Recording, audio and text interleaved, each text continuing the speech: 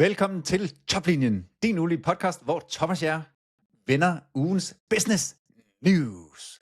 Vi har fundet 3 rigtig gode nyheder frem, og vi skal tale om Uber og generelt token maxing. Det er ikke kun Uber, det er rigtig mange virksomheder, der har brugt enormt mange penge på AI, på tokens. Det er måske lidt et problem for nogen. Det skal I nok høre mere om i afsnittets første nyhed. Nyhed nummer 2. Robinhood, virksomhed, investeringsplatform i USA, de har nu lanceret, eller i hvert fald gjort det muligt for dig at bruge AI, så AI kan handle helt på dine vegne. Det er spændende, det skal vi høre lidt om. Og så slutter vi af hos Meta, og Meta de lancerer nogle nye sådan, subscription plans, så de vil gerne have flere af dine penge, og så får du lidt igen. Hvad du får igen, det finder du ud af i tredje nyhed. Men først, som altid, så tager vi lige lidt musik.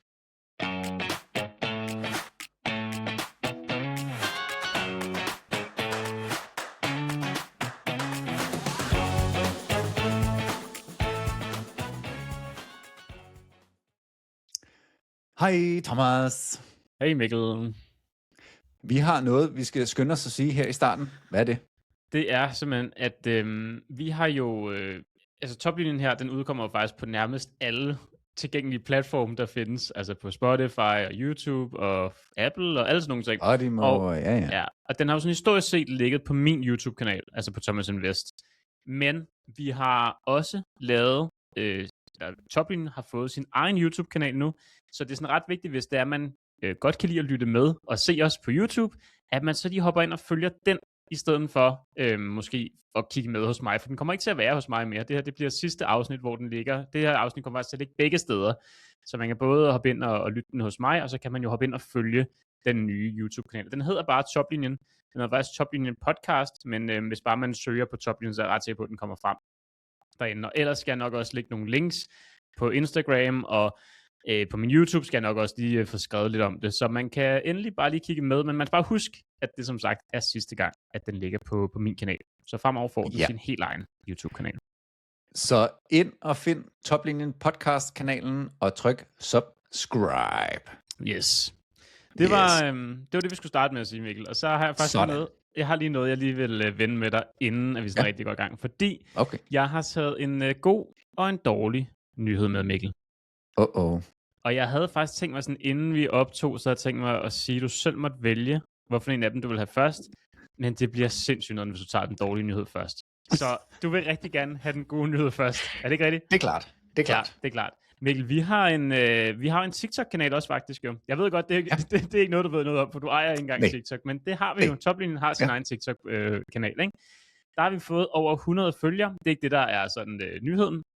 Men det, jeg synes, der er den gode ting her, det er altså, at vi har lavet et post, som ikke er gået viralt, men har fået, jeg tror det er 18.000 visninger, som faktisk er rigtig flot, taget betragtning af, at det er noget, der er klippet ud af en video. Ja. Så det synes jeg virkelig er sådan... det synes jeg også, ja. Normalt ligger vi på sådan noget, altså jeg vil sige, over 1000, så plejer det at være rigtig godt for os. De fleste ligger mellem 500 og 1200-1300 views, så sindssygt godt med sådan noget 17-18.000. Det dårlige for os, Mikkel, det er så, at det er en fejl, jeg er kommet til at lave, så det er faktisk et udklip for en af mine YouTube-videoer, som ligger på toplinjen. Så det er åbenbart folk, der rigtig gerne vil høre om aktiesparekontoen, der simpelthen sidder og kigger med der. Ej, det gider vi ikke at snakke om, aktiesparekonto. Var det kedeligt. Ej, jeg var derinde her den anden dag, og så fik jeg bare sådan en notifikation med, at der var kommet mange nye følgere og sådan noget. Og det skulle da meget fedt. Jeg troede ikke, jeg havde opnået noget i lang tid. Og så var der en, der nærmest var gået sådan, bare stukket meget af. Så tænkte jeg, hold da op, hvad var det for noget? Så kunne jeg sige, som en fejl, jeg fik lavet. Fejl 40. En fejl 40. Men fremover, hvis man også vil følge med det andet, så lover jeg for, at det bliver de rigtige udklip fra podcasten, der ligger en anden selvfølgelig. Ja, og tag lige og følg med på TikTok også. Altså, ja, 100. Bare fordi jeg ikke gør det, så betyder det ikke, at I ikke skal gøre det. Alle dem, der er yngre end Mikkel, ind og følge med. Ja, præcis. Det er jo kun fordi, jeg er tusse gammel. Thomas, noget vi også lige skal vende. Jeg tænkte lidt, skal det have sin egen nyhed eller ej? Så tænkte jeg, det er også ved at være noget tid siden, fordi det er allerede en uge gammelt. Hallo. totalt outdated. Men skal vi lige snakke om, hvor sjovt det er med Ferraris nye lancering. Ja. Altså, hvis ikke man har været på X eller Reddit, eller hvor man nu finder gode memes, sikkert også på Instagram og TikTok, men er der sindssygt, der er mange sjove memes med, og sådan, ja, bare sådan lol med Ferraris nye design. Altså, jeg ved ikke, det er ikke fordi vi behøver at snakke om designet som sådan, men lad os bare sige, at konsensus ude på internettet er, at det ikke er godt design, og det bliver der virkelig gjort grin med. Ja, jeg synes også, det ser sådan lidt underligt ud. Altså, den bliver meget sammenlignet med en Nissan Leaf? Nej, Leaf, ja. Leaf, ja. Altså, jeg kan sgu godt se lighederne. Jeg forstår godt, at folk gør det. Jeg vil så sige, at Ferrari'en er pænere, men til en bil, der ender med på det danske marked, koster over 4 millioner, så man måske også forventet, at der kunne blive lavet de paralleller. Jeg synes faktisk, det er sjovt, fordi det er jo Ferraris første elbil, men jo egentlig også en af de, altså den virker jo mere som sådan en, okay, det er forkert at sige familiebil, ikke? Men forstå mig ret, måske en lidt mere sådan normal bil, du egentlig kan køre med på gaden, hvor nærmest alt andet er jo næsten lavet til banekørsel, ikke? Så jeg havde faktisk glædet mig meget til at se det, fordi jeg synes, at sådan nogen som Lamborghini faktisk, og så Porsche, det er måske sådan lidt billigere trods alt, men jeg synes, de er sluppet rigtig godt fra at lave biler, som man egentlig også godt kan bruge til andet. Det er som om Ferrari, den skal de lige sådan prøve at næle. Første skud var måske ikke lige så fedt indtil videre. Men prøv at tænke på, de har brugt så mange år på at lave det her, ikke? Lave den her model. Prøv at tænke på at være med på teamet, og så snart du lancerer det, så får det bare så mange hook, at du tror, det er løgn. Altså, jeg gad godt vide sådan, hvad tænker man selv? Tænker man selv sådan, om vi ved bedre end dem? Og vi skal også lige huske, at 99% af alle dem, der sviner designet til, de kommer aldrig alligevel til at købe en Ferrari, det har de ikke penge til, det har de ikke råd til. Så på den måde kan man tage det med grænsalt, men alligevel at have brugt så lang tid på at lave noget, og så bliver det bare svinet til. Det må altså ikke være den fedeste følelse. Nej, jeg tænker, en god Enzo, han ligger og vender sig i graven nu. Ja. Og faktisk, Thomas, det ved jeg ikke, om du vidste, men det er jo Johnny Ive, den legendariske Apple-designer. Det er ham, der har været med til at designe bilen her for Ferrari. Okay. Så han så altså, ja, det. Men altså, jeg forstår slet ikke, fordi han er jo med, han startede jo sin egen virksomhed, den der blev opkøbt af OpenAI. Så jeg ved ikke, om det er noget, hans navn bare, du ved, står på Ferrari, som om han er med til det, men i realiteten er han ikke med til det. Jeg ved ikke, hvordan det fungerer. Eller det kan være, han har skyndt sig ind og slet sit navn i stedet for nu. Ja, præcis. Nej, det er ikke noget med at gøre. Det har jeg ikke med til. Nej. Men jeg så et godt billede, hvor den her Ferrari-bil, den ligger ligesom når du skal oplade den der Magic Mouse for Apple, altså hvor du skal vende den om. Så lå bilen også vendt om, når du skulle have strøm. Jamen det er rigtigt. Jeg har jo sådan en Magic Mouse faktisk over på kontoret. Altså jeg vil så sige til deres forsvar, den holder jo så absurd meget, altså vanvittigt godt strøm, men det er rimelig kritisk, du ikke kan bruge den, mens den lader op, ikke? Ja. Mikkel, vi skal til videre, men Danmark har lige spillet landskamp i går, når vi sidder og optager. Ja. Mod Ebola-nationen, vil jeg næsten sige. Det er Kongo, der hvor der altså bare stikker helt af med smitte i øjeblikket. Hvad fanden sker der? En 0-0'er? Hvad foregår der? Thomas, ved du hvad, jeg vidste godt, kampen eksisterede i verden, men jeg var simpelthen så ligeglad. Altså, jeg couldn't care less. Jeg var ligeglad med, hvem der... Ja, jeg var ligeglad med, hvem der var i truppen. Jeg var ligeglad med, hvem der var i startopstillingen. Jeg var ligeglad med, hvordan overledes kampen forløb. En venskabskamp mod Kongo, når der er VM uden Danmark lige om lidt. Ja, det er rigtigt. Drop det. Drop det. Godt sagt. Men ja, med det sagt, så kan folk regne ud, at vi sidder og optager her torsdag morgen den 4. juni. Og Thomas, skal vi komme i gang med dagens nyheder? Godt. Ved du hvad, vi starter med, og det her er egentlig, nu tager vi lige udgangspunkt til at starte med i Uber, men det er egentlig en tendens, der ikke kun gælder Uber. Men forestil dig, rigtig mange af de store virksomheder, og alle virksomheder, der har der været nogle direktører, nogle CEOs, nogle direktører generelt, de har været sådan, hey team, AI, det er det nye. Brug AI så meget som overhovedet muligt, fordi det kommer til at gøre, at vi kan sælge meget mere, lave federe produkter osv. Når man nu går ud og siger til sine ansatte, brug AI så meget som muligt, ved du hvad der så sker, Thomas? Så gør de ansatte Så gør de det sgu. Så gør de det. Og hvis vi skal starte med Uber, så har de ligesom, da året startede, så har de ligesom haft et budget. Hvor mange penge har vi lyst til at bruge på AI tokens i løbet af 2026? Da der så er gået 4 måneder af året, så er pengene brugt. Og det kan man jo godt sige, det kan godt være lidt et problem, når man havde regnet med, at de skulle holde 12 måneder, og de kun holder 4 måneder. Så Uber, de har været lidt sådan, hvorfor har I brugt så mange tokens? Og hvis vi bare lige skal sige, altså tokens, det svarer bare til, hvor meget bruger du AI. Altså så jo mere komplekse opgaver, jo flere agents du har osv., jo flere tokens bruger du. Sådan helt grundlæggende, uden vi behøver at gå alt for meget i dybden med det.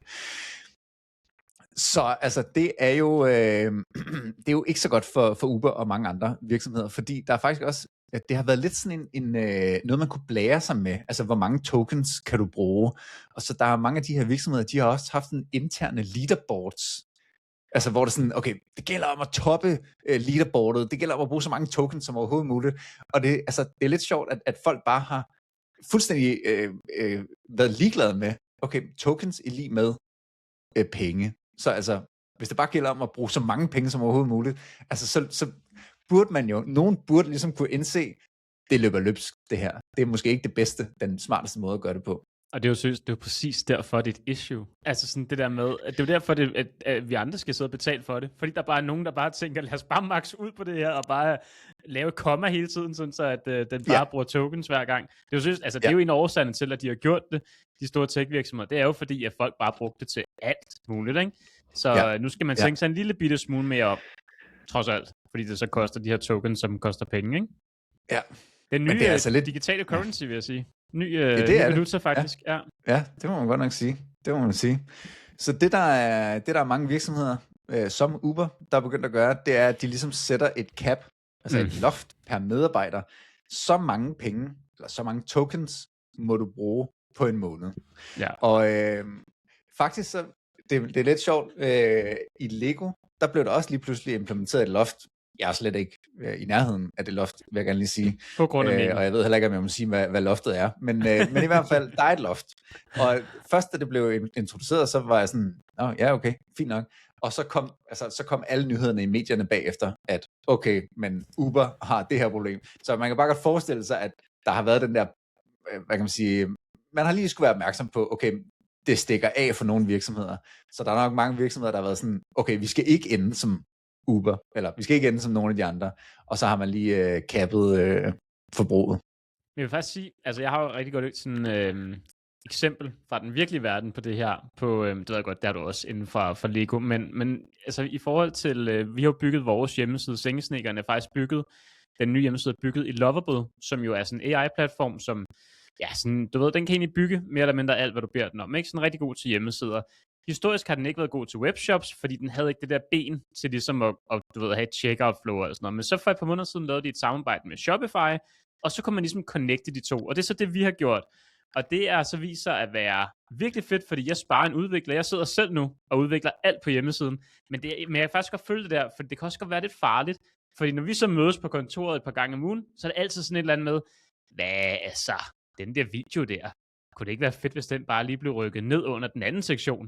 Hun bare sådan, altså fuldstændig næsten lige meget. Der er måske 0,001% bedre, hvad hedder det? Konverteringsrate. Ja, højere konverteringsret på det, ikke? Ja. Og alligevel så gør man det, og det koster tokens, og jeg sidder så ofte med Lovable, hvor jeg bare får den der, sådan, hey, du har brugt din månedlige tokenforbrug, vil du upgrade for $100 mere? Det var sådan, ja, jeg skal sgu da den der video 2 pixels ned, altså det kan du sgu da sige dig selv, mand. Klik. Og så jeg kan godt se det, og hvis jeg havde siddet på en eller anden virksomhed for Uber og sådan noget, og der bliver brugt mange flere penge, end det jeg sidder og hygger mig for, ikke? Så jeg kan godt sådan se det der med, at man ret hurtigt faktisk kan løbe tør for de der tokens. Jeg forstår også godt, at nogle af de her virksomheder har sat et cap på, så ikke du bare har en eller anden udvikler, der bare sidder og moser igennem. Med nogle gange måske også meget sådan mikroskopiske ændringer i virkeligheden, ikke? Jo, præcis. Et budget, du ikke er i nærheden af, Thomas, det er godt nok en anonym virksomhed. Har du hørt om den virksomhed, der har brugt rimelig mange penge, som ikke er Uber, men som er en anden virksomhed? Nej. Der går mange rygter om, at der er en virksomhed, der alene på en måned ved at bruge Claude Code, og ved at have et leaderboard, så er der blevet brugt $500 millioner på 1 måned. Nej. Så der er nok ikke fri adgang længere i den her virksomhed. Jeg hørte en tech-podcast, hvor de snakker om det her, hvor de prøvede sådan at gå igennem, hvem kan det være? Og de brugte udelukkelsesmetoden, og jeg kan ikke gengive præcis, hvad de snakkede om, men de var ret sikre på, at det nok er Meta, der har... Der er noget hyggeligt. Ja.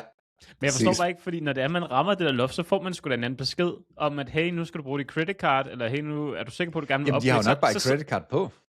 Ja, men sidder folk så bare og så du tror aldrig, den rammer et loft, eller hvad? Eller tror du seriøst bare, at medarbejderne sidder og kapper og trykker, eller hvad? Nej, jeg tror aldrig, den rammer et loft. De har bare et eller andet kort, hvor så kører den bare. Altså Zuckerbergs eget private kort. Og så kunne man bare se det, den dag begyndte at ryge, da han var ude. Ja, præcis. Hvad foregår der, Carsten? Er det dig, der sidder? Så blev det bare denied. Ja, præcis. Bare 2 mælk, hvad fanden sker der? Ja. Nej, men det er jo en unavngiven virksomhed, så vi kan jo ikke sige, om det er rigtigt eller ej, men det må også være meget fedt at være Anthropic, der ligesom står bag Claude, ikke? Og så bare være sådan, okay, den der virksomhed, de har det rimelig vildt. De skal jo snart på børsen jo, går der rygter om, og de har jo overhalet OpenAI i forhold til valuation og sådan noget. Det er jo altså ret vildt, fordi vi sad og snakkede om for, 2 år siden, det var kun OpenAI nærmest, man talte om. Ja. Og nu føler jeg sådan mere OpenAI, det er blevet mere sådan til masserne på en eller anden måde, ikke? Du ved, sådan nærmest alle kender chat, ikke? Men det er som om, at Claude Code har bare overtaget nærmest alt sådan i forhold til produktivitet og sådan noget. Så det er sådan ret sejt. Ja, det er det mest hypede lige nu. Mm. Men jeg synes, når man prøver at følge med på, altså alle, der lytter fast med til vores podcast, ved at jeg får primært mine nyheder der i forhold til det fra X. Og jeg synes sådan, hver eneste gang, så kommer ChatGPT eller OpenAI med en ny model, og så er der nogen, der sværger til den, og så det går jo frem og tilbage. Men sådan, jeg er enig i sådan, den brede sådan, fortolkning lige nu, er, at det er Anthropic, der i hvert fald for B2B har førertrøjen på. Ja. Nå, ja. Så i hvert fald for at opsummere den her nyhed, så det bliver jo kaldt token maxing, fordi det bare handler om, at man skal bare maxe ud på tokens. Men det kan godt være, at de fleste kommer til at sætte nogle flere grænser fremadrettet. Og det er måske meget godt. Men det er... Nej, ja. Lad os gå videre til den næste.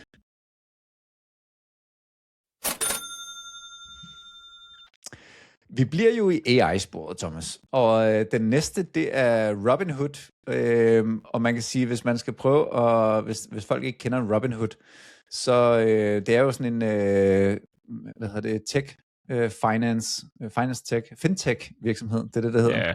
Ja.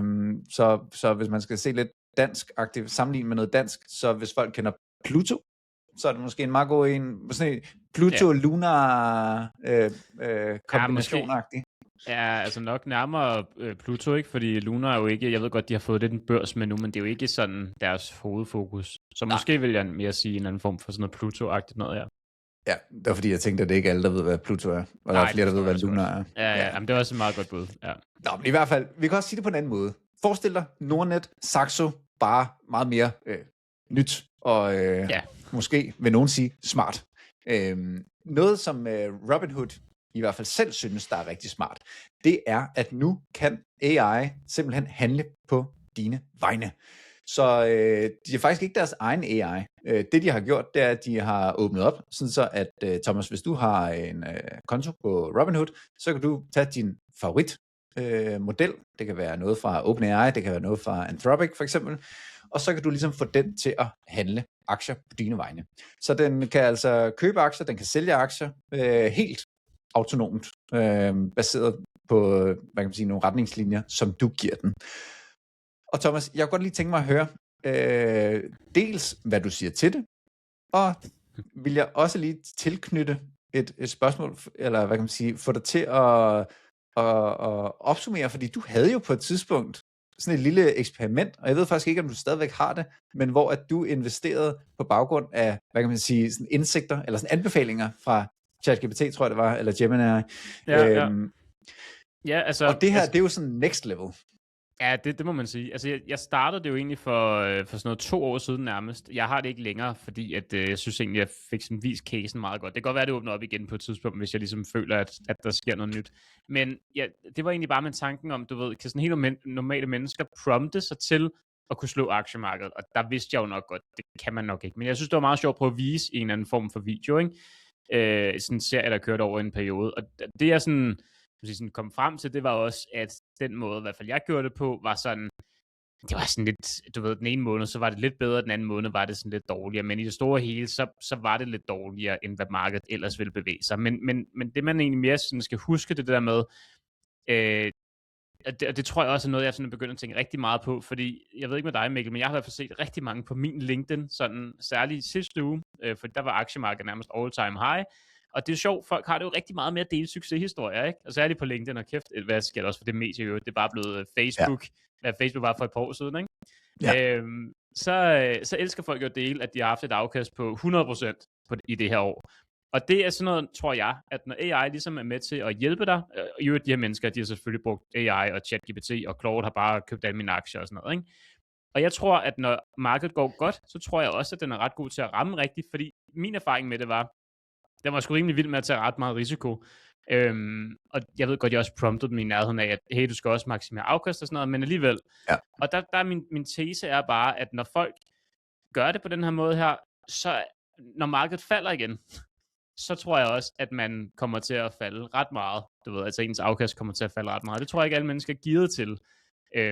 Så altså, i forhold til min egen sådan case, der så synes jeg, det var meget sjovt eksperiment, der kørte. Der synes jeg ikke rigtig, at jeg fik noget sådan nævneværdigt ud af det, men de er også blevet klogere jo. I forhold til, om, altså bare sådan helt generelt set, i forhold til, om en AI nogensinde vil skulle kunne slå det generelle aktiemarked, så skal den jo have noget viden, som andre ikke har. Og det er jo sådan altid svært, fordi AI bliver altid bygget på historisk data. Og jeg tror nogle gange, det kan også godt være, at det er bare mig, der er sådan lidt gammel og sort til, ikke? Jeg tror nogle gange, så glemmer folk lidt det der med, at den heller ikke kan se ind i fremtiden. Du ved, ligesom du ikke kan, ligesom jeg ikke kan. Så altså, om den nogensinde skulle kunne få så stor en fordel, så den rent faktisk kan slå markedet ved bare at købe bredt op, det bliver sgu svært. Altså, jeg ved det ikke, men for nu synes jeg, det er et sjovt gimmick. Jeg synes, det er fedt, og jeg tror, der er mange, der kan bruge det i forhold til sådan at, hey, du ved, lave en bred strategi for mig, og lave en diversificeret portefølje, så man sådan aktivt kunne være, altså, du ved, i løbet af de næste 10, 15, 20 år, kunne slå det generelle marked.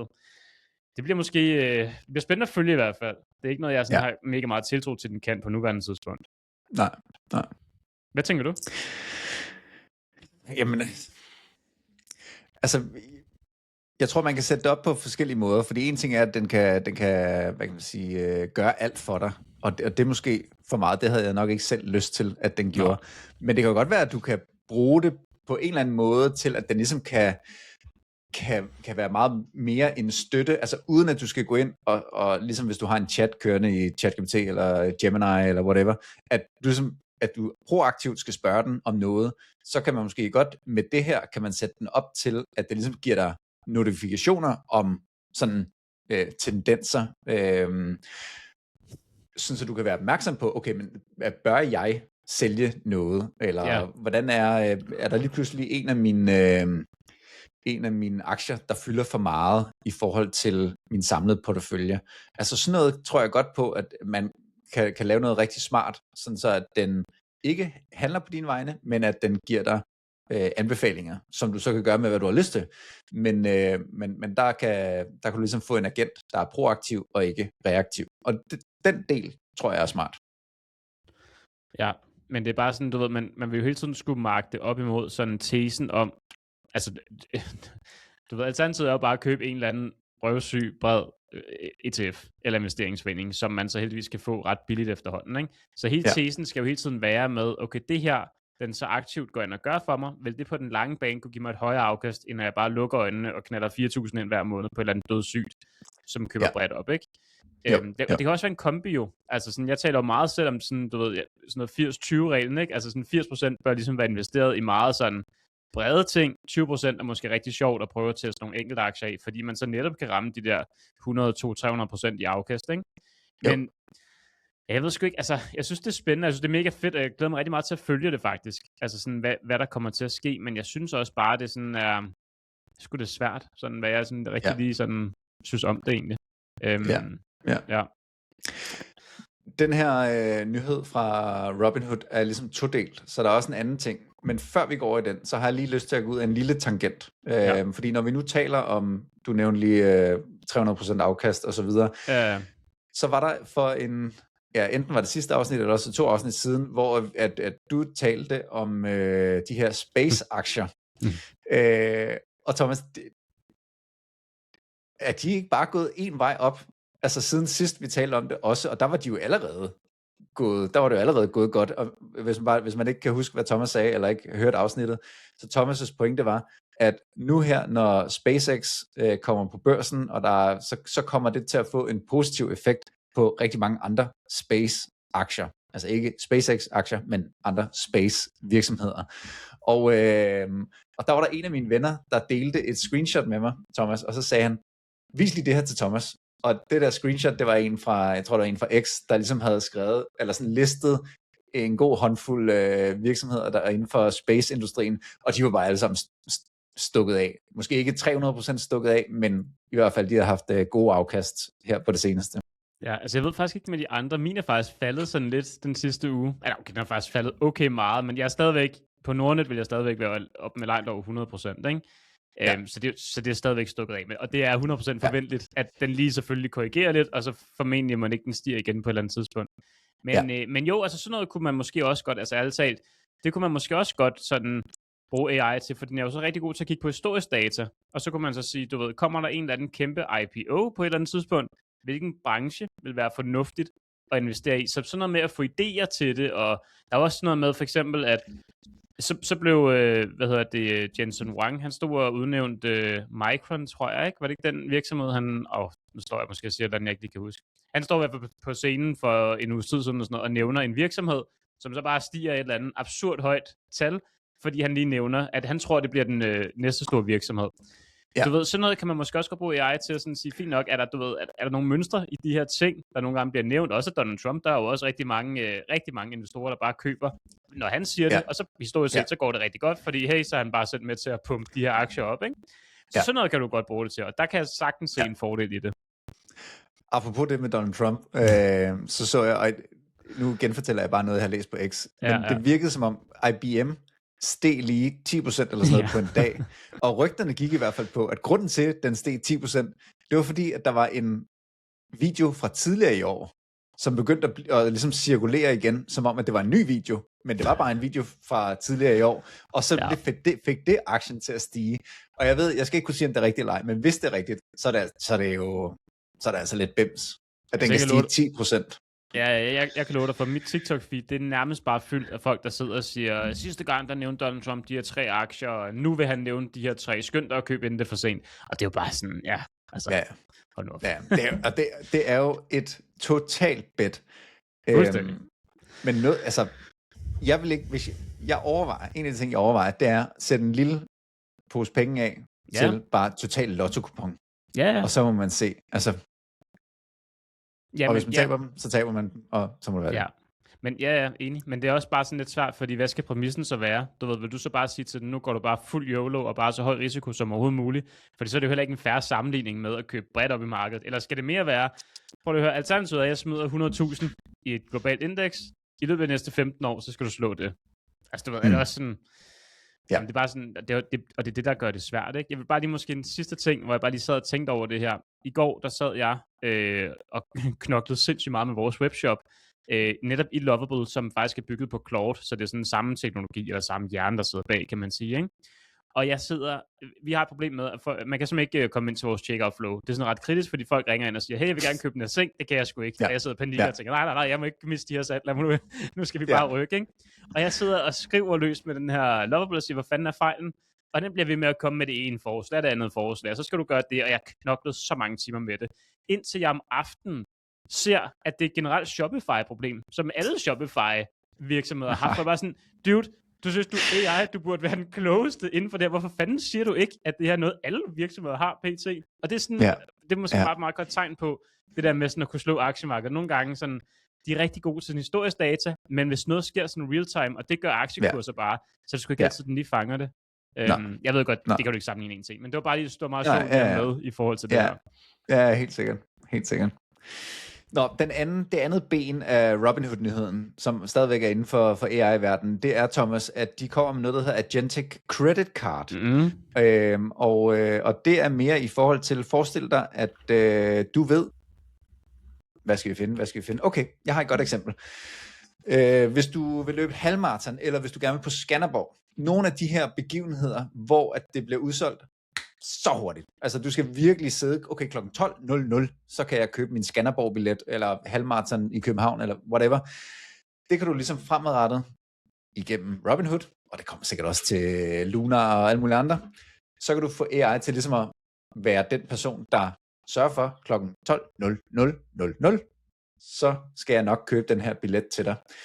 Og det kan jo også, altså det kan jo være i alle mulige tænkte scenarier, og det kan også godt være, at du gerne vil købe et eller andet, men du gider ikke at betale fuld pris, så du har ligesom en agent, der tjekker, hvornår kommer den her på tilbud. Når den kommer på tilbud, minus 20%, du sætter en eller anden grænse, så køber du bare, og så bliver det bare leveret. Hvad tænker du om det, Thomas? Fordi det er jo noget andet. Ja, det synes jeg bare, vi har snakket om sådan lidt før. Du ved med, jeg ved godt, ikke sådan en til en samme scenarie, men jeg synes bare, at vi har talt lidt om, det var det, der sådan var fremtiden for eksempel OpenAI og Gemini og alle de andre store, at det egentlig var ens agenter, ikke? Og så kunne man sætte dem op til det her. Så jeg synes, det er fedt, at de kommer med det, men jeg tror, det er noget, alle andre kommer med lynhurtigt også. Særligt mange af de store. Tror du ikke, tænker du ikke det, eller hvad? Jo, det kan sagtens være. Jeg synes bare, det er meget sjovt, at det ligesom det er banken nu. Ja, enig. Der kommer med det, ikke? Jo, ja. Altså, jeg håber jo lidt, at Revolut, de snart kommer med det. Jeg er blevet sindssygt, jeg bruger meget, det begynder at bruge rigtig meget, siden jeg var ude at rejse der, sådan for måske et år eller sådan noget, har jeg brugt det nu. Jeg synes faktisk, det er virkelig nice. Det der, fordelen ved det, uden det bliver reklame overhovedet, men det, jeg synes, der er meget cool med det, er, at man sparer jo sådan point op til det, og så kan man faktisk, man får nogle okay fede ting, altså sådan, du ved, rabatter, men også sådan upgrades på flysæder og sådan noget, og altså, en ting, jeg har luret, det er jo rigtig mange af de mennesker, Mikkel, der rejser på business class, særligt på de der sådan ret fede flyselskaber. Det er jo søgt, fordi de har en mulig aftale med forskellige credit cards, og så bruger de bare mange penge, og så kan de rent faktisk upgrade de der point, fordi det er jo sådan absurd dyrt at skulle købe en business class flybillet. Men det tror jeg simpelthen, det har jeg også set mange videoer om. Det er sgu rigtig mange, det er der rigtig mange, der gør, at så har de bare brugt kortet til alt, du ved, derhjemme, og så charger den måske 25.000 til huslån og 10.000 til bil, og whatever, et eller andet. Og så ret hurtigt, så kommer man så faktisk op på en anden grænse, så kan man bruge nogle af de her point her. Det er ikke dumt. Nej, bare en anbefaling. Hvis I vil have sådan en Revolut-kode, så skriv til mig, så kan jeg give det affiliate link mere. Nej, men det er bare, du ved, altså alternativet, vi har Jyske Bank derhjemme, ikke? Alternativet er jo bare, at vi bare bruger kortet som normalt, hvilket er fint nok, men det får man jo ikke noget for. Altså, så vil jeg sgu da hellere have en anden form for whatever, et eller andet, ikke? Så det er bare sådan, du ved, jeg kunne bare godt forestille mig, at den virksomhed også åbner op for noget, eller det her, som Robinhood gør snart. Så jeg tror, mange af de der sådan, ikke fysiske banker, altså sådan fintech virksomheder som banklicenser, jeg tror, mange af dem, de snart åbner op for noget lignende. Ja. Jeg er spændt på at se, og det er en større debat, men jeg er spændt på at se, hvor mange af de her sådan, nyere virksomheder, som Revolut og så videre, altså når de kommer med alle de her fede features og Luna og sådan noget, altså hvor meget skal de gamle traditionelle banker, hvor meget skal de gøre for ligesom at holde på deres kunder, ikke? I hvert fald de yngre kunder. Men det er et stort emne. Ja, det skal vi ikke snakke om, men jeg synes bare, det er noget, der er ekstremt spændende, fordi jeg sad og tænkte her den anden dag, at nu bruger jeg jo ikke Jyske Bank mere som sådan til at betale for. Altså jeg vil meget hellere bruge Revolut for eksempel, ikke? Jeg synes bare, det er faktisk en meget god debat, det der med, at hvis der nogensinde kommer noget, at for eksempel altid, hvis Revolut lige nu åbner op for et realkreditlån hos dem, så kunne jeg så godt være frisk på bare at rykke over. Altså sådan ærligt. Og nu har jeg også virksomhedskonto hos Jyske Bank og sådan noget, men det kan jeg også få hos Revolut, og jeg skal aldrig nogensinde ind i en anden fysisk filial alligevel, det er jeg sgu ligeglad med. Så længe jeg kan få en anden på en live chat, der kan svare mig ret hurtigt, så det bliver spændende i hvert fald. Jeg tror, der sker rigtig, rigtig meget i banksektoren i øjeblikket. Ja, absolut. En sektor, der også sker noget i, den kommer vi til nu. Det er i det her tilfælde, så er det Meta, men Meta er ikke de eneste. Det er ligesom generelt sociale medier, der er jo de her virksomheder, der gerne vil finde ud af, hvordan kan vi tjene nogle flere penge på vores brugere. Tjener ikke nok. Hvad? Ja, de tjener ikke nok. Vi tjener slet ikke nok. Nej. Indtil videre, så mange af de her virksomheder, og nu tager vi bare Meta som eksempel, fordi det er det, den her nyhed handler om primært, så Facebook og Instagram, den måde, de har tjent penge på, det er at sælge annoncer. Der har jo så også for noget tid siden, så kom der jo det her med, at du kan godt få en annoncefri oplevelse, så betaler du et eller andet beløb hver måned, og så får du ikke nogen annoncer. Det er der ikke særlig mange, der har hoppet på. Det snakkede vi om for nogle gange siden. Det er ikke særlig mange.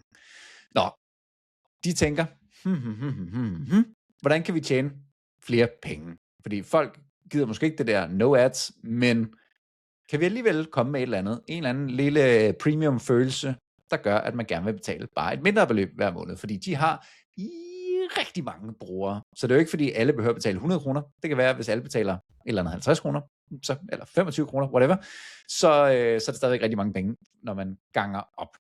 Det Meta kommer med nu, det er noget, de kalder Plus. Og man kan så få noget, der hedder Instagram Plus. Man kan få noget, der hedder Facebook Plus. Og man kan få noget, der hedder WhatsApp Plus. De her priser, jeg nævner nu, det er så i US dollars, så jeg ved ikke præcis, hvad det kommer til at koste i Danmark, men der koster det mellem 3 og 4 US dollars. Og hvad ligger US dollars i? Det ligger i 6 eller sådan noget, ikke? Så det er det leje, vi ligger i. Det man så får, Thomas, det er, man får noget ekstra story-indsigt. Så man kan se, hvis nu, Thomas, du har lagt et eller andet på Instagram i en story, den story, den har jeg set ikke bare én gang, jeg har set den 10 gange, fordi jeg synes, den er så god. Den indsigt vil du ligesom kunne få fremadrettet, hvis du er plus. Det tror jeg, der er mange, der gør, dem der følger med hos mig. Lige ser samme story 10 gange, for det er sat med bare kvalitet til præcis, det er guld. Ja.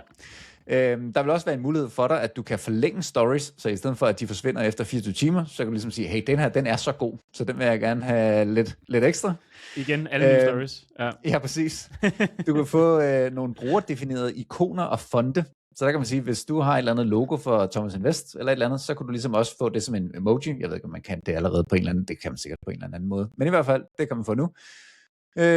Og nogle andre små ting, ligesom i samme kategori.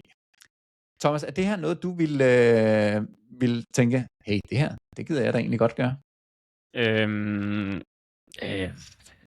Det er svært. Altså, ikke lige umiddelbart med de ting, du nævner. Det kan være, hvis jeg ser en anden video om, hvor man sådan rigtig får følelsen af, hvad det er. Måske. Men jeg sad faktisk og tænkte på, jeg synes, det er sådan lidt, på en eller anden måde synes jeg faktisk, det er sådan lidt ulækkert, at de beder sådan en som mig, overhovedet ikke fordi, at jeg skal fremstå som noget andet, eller noget særligt, men forstå mig ret. Altså, jeg bruger rigtig mange timer på den platform. Jeg får da også andre mennesker til at følge med hos mig, så de netop også bruger tid på samme platform. Er det ikke netop de folk, der laver indhold, som man måske burde beskytte lidt, og lade være med at charge penge for? Jeg betaler jo i forvejen 125 kroner per måned, for at have sådan en lille blåt, åndssvagt logo op i mit navn. Men det skal jeg have, fordi ellers er der bare 1000 falske profiler, der kan spamme folk.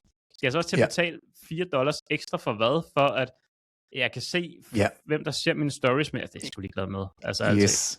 Og en af de ting, jeg havde tænkt på, det var, slår de to ting sammen? Ja. Men det gør de ikke. Nej, præcis. Nej, det er det. Og det er sådan noget, der irriterer mig faktisk grænseløst. Fordi hvis de så bare sagde, prøv at høre, fair nok, dude, nu har du lagt så mange videoer op, du har betalt et års abonnement til det her åndssvage blå badge, som i øvrigt er det eneste, du får. Du får ikke en skid andet for det.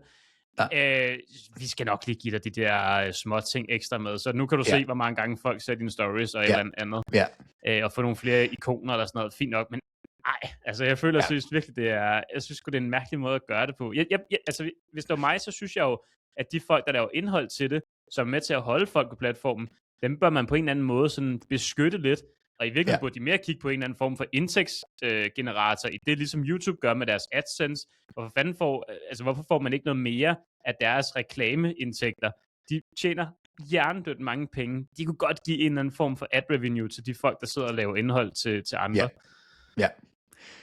Når vi sidder og snakker om det, så er det faktisk totalt håbløst, at de ikke som minimum siger, okay, hvis du betaler de der for den der verified funktion, så får du også lige det her med, som vi nu introducerer i den der plus-pakke. Ja. Det er bare det, jeg mener. Altså, jeg synes jo også for andre. Altså, fordi, det er også fordi, jeg sidder og tænker, hvem skal det her ramme? Du ved, hvis jeg nu, lad os sige, at jeg havde Instagram, og jeg kun brugte det til at følge med hos andre, så kan jeg ikke rigtig se, hvilke features her, der skulle være fede. Så de rammer jo dem, der laver indhold, og gerne vil, du ved, gøre deres profil federe, og whatever, sådan nogle ting. Så jeg kan kun se, at det er de folk, der i forvejen laver indhold på kanalen, som, jeg synes ikke, det er dem, man bør tjene ekstra penge på, i det man allerede gør.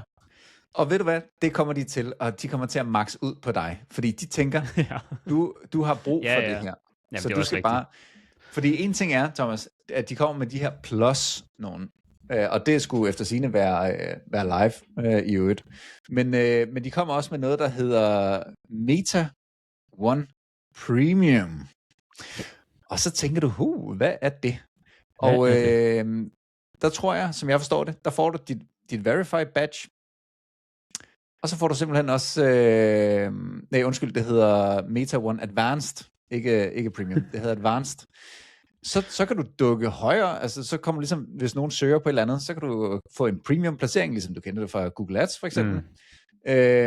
Og du kan få lidt flere sådan indsigter også, sikkert noget af det samme som det der ligger i pluspakken der, og noget de kalder optimeret scheduling, det ved jeg ikke, hvad det betyder, men det kan man også få. Det koster altså $50, Thomas. Ja. Så værsgo.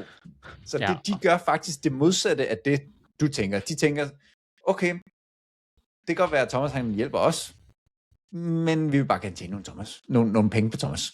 Ja, og det er faktisk, altså altid, jeg tror faktisk, det er det, der sådan irriterer mig mest, fordi jeg har jo faktisk begyndt sådan de sidste år at bruge meget mere tid på Instagram end på TikTok for eksempel, fordi jeg synes faktisk bare, at platformen er meget federe, og de mennesker, der følger med, er måske også lidt mere den målgruppe, jeg taler til. Ikke? Så jeg har faktisk brugt rigtig meget tid på at bygge den platform op. Og så synes jeg faktisk, at det er virkelig, virkelig nært. Også det der med de der søgninger, du snakker om. Det skal ikke være rigtigt, at jeg skal kunne betale mig for at ranke højere på en eller anden søgning. Det skal være, hvis folk synes, det er relevant, det jeg snakker om, jamen, så er det selvfølgelig dem, der skal have præsenteret det, men dem, der synes, jeg er en kæmpe klovn, og det er noget lort, det jeg sidder og siger, de skal da ikke sidde og se mit indhold overhovedet. Og jeg synes faktisk, hvis man bare ligesom skal blive det her, så synes jeg jo ærligt, man kan sige meget om YouTube, og den måde, som Google har gjort det på. Jeg synes faktisk ærligt talt, YouTube har været rigtig, rigtig god til altid at tænke i de her creators, der er på platformen, og rent faktisk gjort det attraktivt. Så ved jeg godt, at man i Danmark nærmest ikke kan leve af de her AdSense-penge alene, men det er måske ikke det, der er meningen. Meningen er, at YouTube åbner op for rigtig mange forskellige former for indtægtskilder. Så kan man støtte kanalen ved at være abonnenter på kanalen, og hvis du livestreamer, kan du få nogle ting, og du ved, alle sådan nogle ting, hvor at det har Instagram bare ikke gjort. Altså, jeg har tjent 0 kroner på Instagram og TikTok nogensinde, og jeg tjener det trods alt måske sådan noget 1.500-2.000 kroner på at lave YouTube-videoer, bare i reklameindtægter. Så det, jeg ved ikke, jeg synes bare, det er sådan, jeg synes det er forkert på en eller anden måde, altså sådan en mærkelig måde at gøre det på. Altså, også fordi de tjener så mange penge på de reklamer. Det er jo ikke fordi, det er en virksomhed, der struggler, vel? Altså, det er måske også det, der irriterer mig lidt faktisk. Eller Thomas, hvis vi lige laver en forbindelse til vores første nyhed. Ja. Hvis det nu er Meta, der har brugt 500 millioner US dollars altså, kæmpe regn, der skal betales. ja. Jamen, jeg så sidder Mark deroppe. Hvordan kan vi lige... Ja. Jeg ved ikke, altså det kan også godt være, hvis det var nogle mega fede... Altså, jeg sidder også bare og tænker, du ved, jeg synes måske, det er mere retfærdigt, at man betaler nogle penge om måneden, for jeg både er det der verified, og jeg så også har nogle andre fordele. Altså det vil jeg egentlig gerne give de her penge for, men jeg føler mig bare rigtig tvunget til at være verified, fordi ellers så ved jeg bare, at jeg hver dag får 10 beskeder fra folk sådan, hey, hvorfor skriver du til mig på tysk, at du gerne vil have mit credit card? Sådan, det er ikke mig, der skriver. Nu her er det meget nemmere at forklare for, hvis ikke der er det der blå logo, så er det ikke mig. Og jeg sad bare og tænkte på de andre, sådan, at de der store tech-platforme, sådan hvis man prøver at kigge på sådan noget som Twitch for eksempel, den her livestream-platform, som jeg føler var rigtig meget fremme sådan før i tiden, måske har downet lidt, men så er det som om den er kommet tilbage igen. Altså de gør også rigtig meget for, at de mennesker, der så er på platformen, tjener nogle penge. Og det samme med YouTube. Jeg synes bare, det er sådan, på en eller anden måde er det lidt ærgerligt. Og det er ikke fordi, jeg skal sidde her og sådan advokere for, at du ved, dem, der laver indhold, bare skal tjene penge. Det er slet ikke det, men det er sgu da bare mærkeligt, at man at jeg nu... Altså prøv lige at overveje det her, Mikkel. Det er først gået for mig nu. Jeg sidder og bruger absurd meget tid på at forberede det materiale, jeg skal lave. Jeg bruger tid på at planlægge det. Jeg bruger tid på at filme det, redigere det og lægge det op. Og så skal jeg jo også betale penge for, at jeg får lov til at lægge det op. Altså, hvad sker der? Ja. Ej, det synes jeg måske er lige til den sjove side. Ja, på den måde kan man sige, at de er lidt ligeglade med dig. Selvom de ikke burde være det. Ja, man forstår det ikke. Man forstår det ikke. Jeg er spændt på at se, hvor mange der tænker, at det her det er noget, som de gerne vil bruge penge på. Altså man kan sige, beløbet er selvfølgelig ikke så højt, men, Nej. men det løber jo op, som Hvad sagt. med dig som bruger? Altså vil du være fuldstændig ligeglad? Fordi du lægger jo ikke rigtig noget op på Instagram. Bruger du overhovedet Instagram nogle gange? Altså det er ikke særlig meget. Altså det er virkelig sjældent, jeg lægger noget op, ikke? Så for mig er det fuldstændig ligegyldigt. Altså jeg vil aldrig nogensinde komme til at overveje det her. Nej, det er det. Ja. Jamen, så er det jo målrettet folk, der lægger noget op jævnligt. Ja, det er helt sikkert målrettet sådan heavy users. Ja. Ja, det kan være næste uge, vi taler, at jeg så bare er gået all in, og så ligger jeg bare i søgning for alle danske investeringsting, og jeg har 80 forskellige logoer og flotte billeder og sådan noget. Ja. Hvis du søger på nye sneaks, så kommer Thomas Invest bare... Jeg har købt alle placeringer, der findes. Nu skal jeg bare makse ud af nogle flere følgere. Det er bare alt. Ja. Nå, Thomas, har vi mere på Meta? Eller noget lignende, der handler om de her ekstra pakker, man kan købe? Nej, det synes jeg ikke. Jeg tror, jeg har sagt det, jeg vil sige. Ja. Godt, ved du hvad? Så synes jeg, at vi skal sige, at det var det for den her gang. Lad os slutte af med det, vi startede med. Og så lige sige, hvis du enten allerede følger med på YouTube, eller du tænker, hey, jeg vil gerne følge med på YouTube, så fremadrettet, så er det altså på Toplinjens egen YouTube-kanal, og ikke Thomas' kanal. Så ind på YouTube, søg på Toplinjen podcast, og subscribe. Så får du fremadrettet adgang til alle vores episoder. Og ellers, Thomas, må vi bare sige tak for nu, og vi høres ved igen næste gang.